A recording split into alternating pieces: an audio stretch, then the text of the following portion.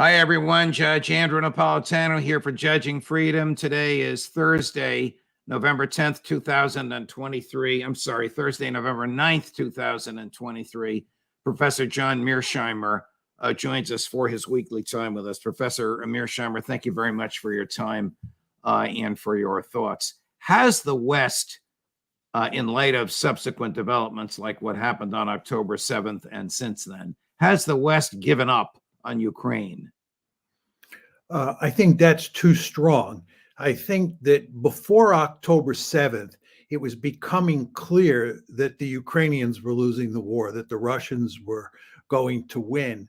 And the United States and its European allies were therefore losing interest in Ukraine. They were beginning to think, this again, before October 7th, that it did not make sense to continue supporting Ukraine at the levels that we had been supporting them in the previous year and a half. And then along comes October 7th, and that forces us to refocus our attention on the Middle East in a really serious way and takes us away from focusing on Ukraine the way we had been doing so since February of 2022. So I think there's no question that at this point in time, we, number one, think Ukraine is in deep trouble and is not going to win the war. And we think we have more important fish to fry in the Middle East. And therefore, we are diminishing our commitment to Ukraine, I think, in a significant way. Well, you wouldn't know that from the request of the White House, which wants another $68 billion for Ukraine. I don't think they're going to get it. The Republicans in the House are not going to go for this. But the president wants another $68 billion on top of the $113 billion he's given already. What would he do with it? Would he start reconstructing infrastructure, or would they be attempting to fight the Russians in what the whole world now knows is a losing venture? Well, they want to make sure that the Russians don't win too big a victory. I think that they fully understand that the Ukrainians are not going to reconquer all that territory they've lost, but they also at the same time want to make sure that the Ukrainian army doesn't collapse and that the Russians then overrun an even larger portion of Ukraine than they've now overrun. So I think that's really what's going on here. Since October 7th, the chief of staff of the Ukrainian military told the Economist, General Zaluzhny told the Economist magazine that the war is a stalemate. President Zelensky's people erupted and condemned that. 2 days later, the chief of staff of the army chief of staff was assassinated with a booby-trapped birthday gift. And the President Zelensky has canceled the elections in 2024. None of this looks good. No, well, the Ukrainians are in deep trouble. There's just no getting around that. And what Zaluzhny did was admit that. He said it's a stalemate, but actually it's not a stalemate. It's a stalemate if you focus on the amount of territory that either the Russians or the Ukrainians have captured over the past few months. And it doesn't appear to be the case that either side has captured much territory, and therefore people say this is a stalemate. But that's not the way to think about this. What really matters in a war of attrition is the casualty exchange ratio. And there's no question that the Ukrainians have suffered many more casualties than the Russians have. And the Ukrainians didn't have the manpower to match the Russians at the beginning of this conflict. So what's happening here is the Ukrainians are being bled white by the Russians. And this is the reason that the Ukrainians cannot win this war, and the Russians are likely to win it. And Zaluzhny knows this. And if you look at what he's saying that we need a magical weapon or some magical weaponry that we can put together to produce a victory over the Russians. But there's no magical weapon or weaponry available. And what this is, an old-fashioned war of attrition, a slugging match, and the Ukrainians are doomed. This is all, in my view, and please take issue with me if you disagree, Professor, the fault of the West, and primarily the fault of the United States. There was Minsk II, which the United States basically said to Ukraine, forget about it. there was an agreement for a peaceful resolution of President Putin's fears with Ukraine not joining NATO. The United States and Britain said, forget about that. Then they said, we have your back. Don't worry about that. And here we are, 500,000 human beings dead later. Well, I'm certainly not going to disagree with you. I think there's no question that had we not pursued NATO expansion into Ukraine, this war in all likelihood would never have happened. But we insisted on bringing Ukraine into NATO. And this, of course, led to the outbreak of war on February 24th, 2022. And then you want to remember that shortly after the war started, this is in March, the following month, the Ukrainians and the Russians began peace negotiations in Istanbul. And by almost all accounts, there was a reasonable chance that the two sides could cut a deal and shut the war down. And the United States and the British came in and told the Ukrainians to walk away from the negotiations because we felt that we could defeat the Russians. And then over the course of 2022, when the Ukrainians were doing quite well, remember they won two significant tactical victories in the late summer and early fall of 2022. General Milley said at that point in time that this was the high watermark for the Ukrainians, and the Ukrainians should try to negotiate at this point in time and cut a deal because the situation's not going to get any better over time. And in fact, I'm sure Milley understood that it was only going to get worse over time. Again, the Americans moved in and said that Milley was wrong and that the Ukrainians should not negotiate and should continue the fight. And our expectation was that the Ukrainians would win the war in 2023 or maybe 2024. But this all backfired, and the Ukrainians are now going to lose the war. But the Americans, I believe, are principally responsible for causing the war and prolonging the war. You mean the Americans are going to lose the war and Joe Biden's going to lose his job? I mean, I realize he has a lot of other issues, some with him personally and others with the economy. But in terms of this war, it's just a reprehensible, monumental defeat for the Biden, Blinken, Jake Sullivan policies, is it not? Yes. And you also want to remember that there's another war going on where we're not looking too good either. Right. Of course, I want to talk to you about the in that other war. Is the government of Israel committing war crimes? Well, if you look at the Hamas attacks on Israel on October 7th, almost everybody agrees that Hamas committed war crimes. Of course. In killing those civilians. Well, if you look at how the Israelis have reacted to what Hamas did, they are waging a punishment campaign in Gaza. They are punishing the civilian population. The IDF spokesman has made it clear that this is a campaign that is not aimed at precision targeting.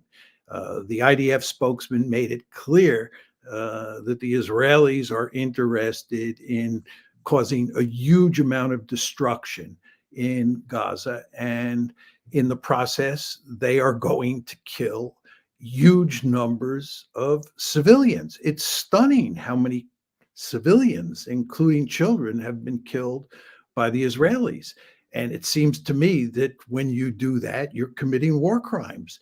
If the Israelis were going to great lengths to target just Hamas and avoid civilian casualties, then you could make a coherent argument that this is not a case of them committing war crimes. But they're not doing that. They're purposely tearing the place apart. This is a massive punishment campaign. Furthermore, at the same time, they've cut off all food, water, and gas to Gaza. And this means that, in effect, they're going to end up starving out or trying to starve out the civilian population in Gaza. By my understanding of international law, this too is a war crime. Right. So I think that in this case, Hamas clearly committed a war crime. And at the same time, the Israelis have committed a war crime. Or The Israelis are using military equipment and ammunition from the United States. The United States is not doing anything to stop them. It often puts strings on the equipment and cash and ammo that it gives away. Is the United States arguably complicit in war crimes that the Israeli IDF is committing? Well, I don't think the Americans are putting any strings on what the Israelis can do No. with the weaponry that we give them. Apparently, according to some reports, we're asking them to use smaller bombs when they attack targets in Gaza, but we're definitely complicit. I mean, the United States and Israel are joined at the hip in this military campaign. I mean, the Israelis dropped 6 2,000-pound bombs on a refugee camp to kill one Hamas leader, which they succeeded in killing, along with a few hundred others. I mean, that is an extraordinary amount of ordnance to go after one person when he's surrounded by hopeless, helpless civilians. There's no question about this. I mean, if you're interested in preventing war crimes, this is absolutely something you shouldn't do. There's no question about this. But, if you look at the Israeli case, the Israelis are behaving a lot like we behaved after 9/11. You remember all the torturing that we did in the wake of 9/11. Yes. What happened to the United States is we were to some extent unhinged by what happened on 9/11. We were shocked after that event, the way the Israelis were shocked after October 7th. And I think we lashed out in the wake of 9/11, and the Israelis are lashing out. And it's understandable why they're lashing out, given the severity of the attack and the shocking effect it had on the civilian population. But I think if the Americans were smart, Judge, what they would have done was told the Israelis to, in effect, step back and think long and hard about how you're going to respond. We should have encouraged the Israelis to restrain, to employ a smarter strategy for dealing with Gaza. But instead, we basically gave them a free pass. If we extrapolate this to domestic Israeli politics, President or Prime Minister Netanyahu, who was suffering tremendous daily, day after day, 100,000 person strong demonstrations against his government, and whose approval ratings were lower than Joe Biden's here, now has succeeded in uniting the Israeli public behind him. Now, I don't know how long this will last. I don't know if he can stay in office once he leaves, but he certainly has an incentive to keep the war going, doesn't he? Well, first of all, I don't think that he united the Israeli public behind him. I think Hamas did. No, then nicely put. You're more accurate than I am. And I think, given that he was the commander in chief, so to speak, when Hamas struck Israel on October 7th, I think the Israelis had no choice but to stick with him, at least for a short period of time. I mean, what his fate looks like over the next, few weeks or months is difficult to say. As almost everybody says, and I've said this, I believe, on your show in the past, I think once the dust settles, his goose is cooked and he'll be pushed out of office. But for the time being, I think that he'll probably remain in power. I'm going to play a tape for you from 1992. You'll recognize both people in this tape, and we will use it as a springboard for discussing the Professor Mearsheimer views of the unique relationship between Israel and the United States. You make the observation in your book, and you say that you have said it many times when you were president of the United States, that no president is ever going to desert Israel, right? Correct. I put it more bluntly. I said, as I told congressional leaders during the 1973 Yom Kippur War, no American president will let Israel go down the tube. All right. Democrat or Republican, it's not an issue. That is stated fairly categorically, and yet in your book you make it clear at the same time that Israel really is not of any enormous strategic value to the United States anymore. That's correct.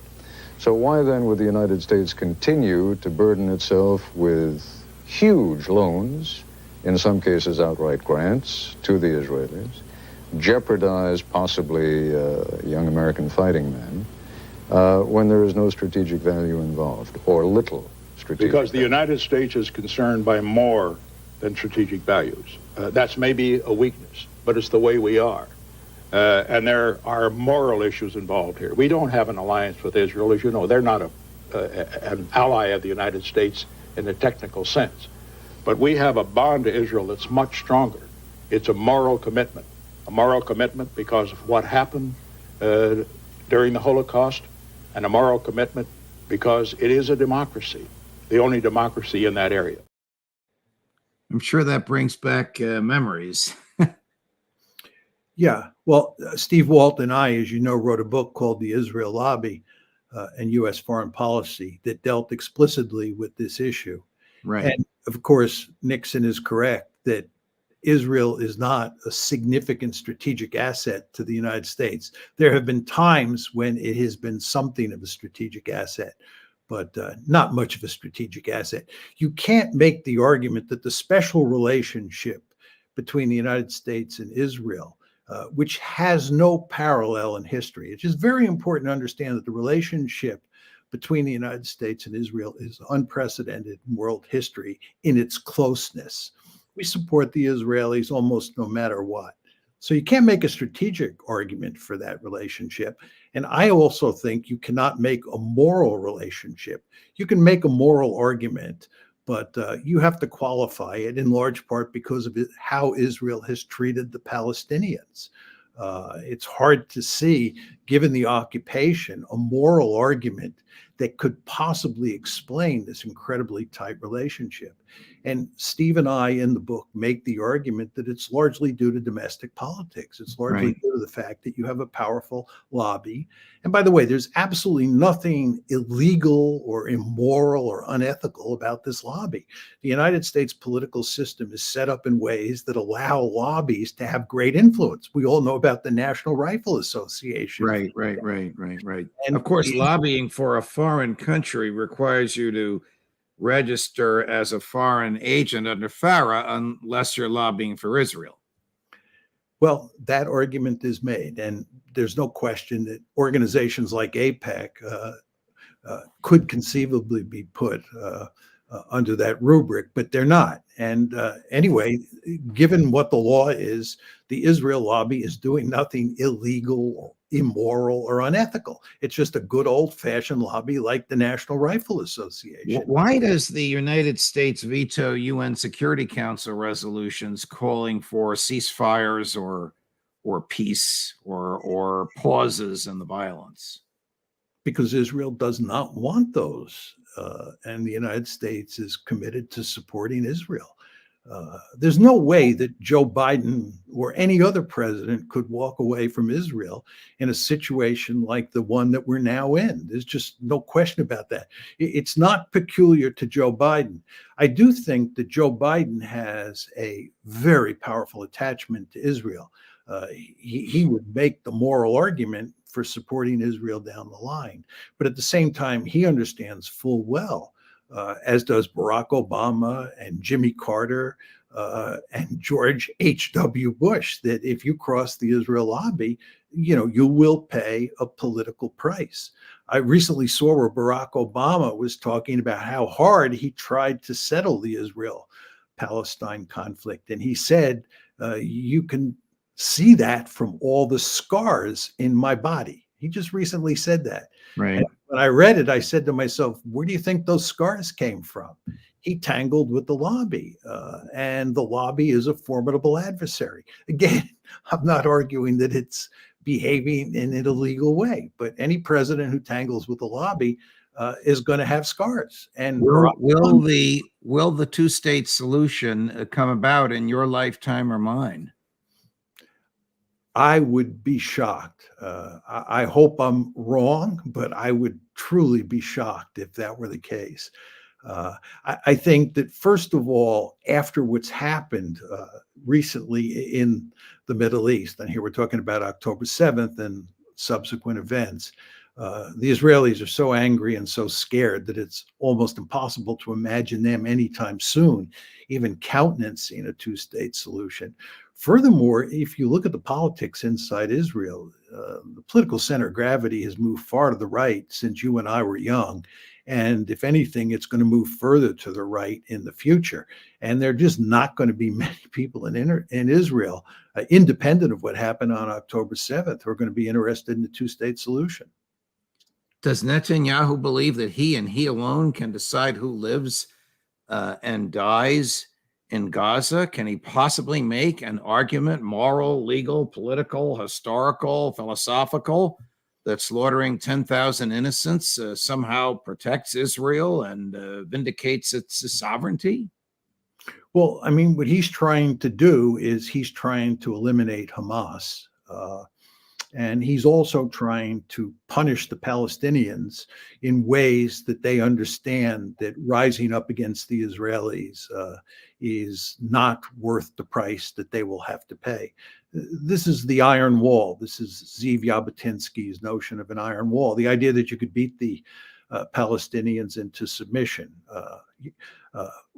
There's no question that Netanyahu has a belief in that whole approach to dealing with the Palestinians. And again, he's also committed to defeating Hamas. He thinks that Hamas can be eradicated. And in both cases, whether you're talking about the Iron Wall or you're talking about defeating Hamas, you're saying in effect that you think there's a military solution to this problem. And I don't think there's a military solution. I don't think that you can beat Hamas on the battlefield. And even if you do, some other group will come to take their place. And I don't believe you can beat the Palestinians into submission. What you have to do is come up with a political solution. And I think that every American president since Jimmy Carter fully understood that the political solution was a two-state solution. But the Israelis have, except on one occasion, never been really interested in even trying to achieve a two-state solution. Just not much interest there. Now, And the end result is they've relied on the big stick. what you have just said must be known and understood by Tony Blinken and his predecessors, Jake Sullivan and his predecessors, President Biden, assuming he understands these things, and his predecessors. So when they call for a two-state solution, that's just political pap. They don't intend to push for it. I can't believe that they seriously think they're going to get a two-state solution. If you look at how the Biden administration dealt with this issue before October 7th, I think a good case could be made that of every administration we've seen since the Jimmy Carter administration, all of which have paid some attention to implementing a two-state solution, the Biden administration has paid the least attention. They were not interested in really pushing hard to get a two-state solution. Barack Obama was, and of course, that's why Barack Obama has the scars that I was just talking about. Right. But the Biden administration wasn't. And I think it's because they understood, Jake Sullivan, Tony Blinken, President Biden, all understood it just wasn't going to happen. The politics in Israel, coupled with the power of the lobby in the United States, made it impossible for us to put pressure on Israel to move toward a two-state solution. Professor Mearsheimer, I could listen to you all afternoon, and I know the thousands watching us now could as well. Thank you very much for your time, your intellect, and your insight. Deeply appreciated, and we'll look forward to seeing you again next week. Likewise. Thank you. All the best. Well, tomorrow, the Intelligence Roundtable asked the judge and Congressman Andy Biggs what is going on with the Republicans in the House of Representatives. Judge Napolitano for Judging Freedom.